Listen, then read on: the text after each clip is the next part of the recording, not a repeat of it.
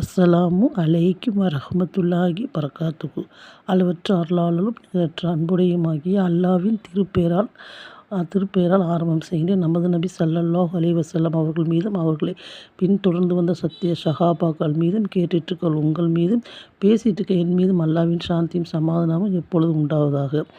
இன்றைக்கி வீடியோவில் நம்ம என்ன பார்க்க போகிறோன்னு கேட்டிங்கன்னா, துல்ஹஜ் மாதத்தோட சிறப்புகளை நம்ம இன்றைக்கி இந்த வீடியோவில் தெரிஞ்சுக்கலாம். அல்லாஹ் சுப்ஹானஹு வ தஆலா தன்னுடைய திருமறை குர்ஆன் சூரா பஜரில் அதாவது 10 இரவுகள் மீது சத்தியமாக அல்லாஹ் ஒரு பொருள் மேலே சத்தியம் செய்கிறான்னு சொல்லியிருந்துச்சுன்னா, அதை அவன் என்ன செய்கிறான், சிறப்புக்குரியதாக ஆக்குறான். அந்த 10 இரவுகள் எதுன்னு கேட்டிங்கன்னா, துல்ஹஜ் மாதோடைய இந்த 10 இரவுகள் தான்.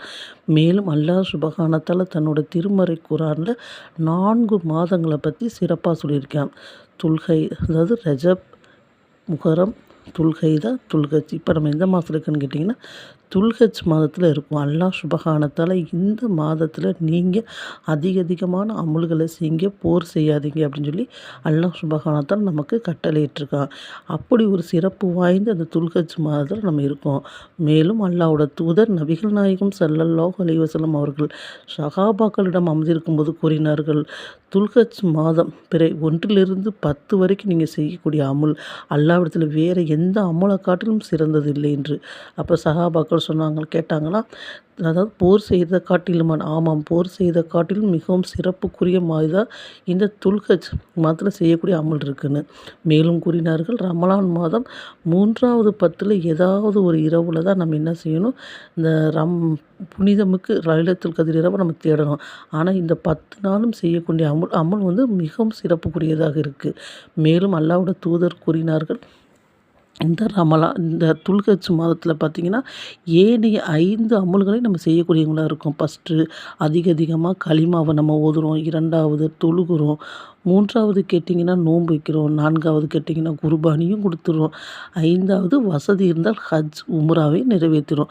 அப்போ ஏனைய 5 கடமைகள் ஒன்றே பூர்த்தியாகிற மாதம்னு கேட்டிங்கன்னா, அது துல்ஹஜ் மாதமாக இருக்குது. மிகவும் சிறப்புக்குரிய மாதம்.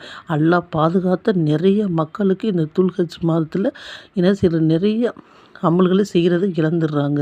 அதாவது துல்ஹஜ் மாதம் என்றால் ஆடு வாங்குவது, குர்பானி கொடுப்பது அப்படின்னு சொல்கிறாங்க. அதுவும் முக்கியமான கடமை தான். ஆனால் அதில் செய்யக்கூடிய அமல்கள் மிகவும் சிறப்புக்குரியதாகவும் சிறந்ததாகவும் இருக்குது.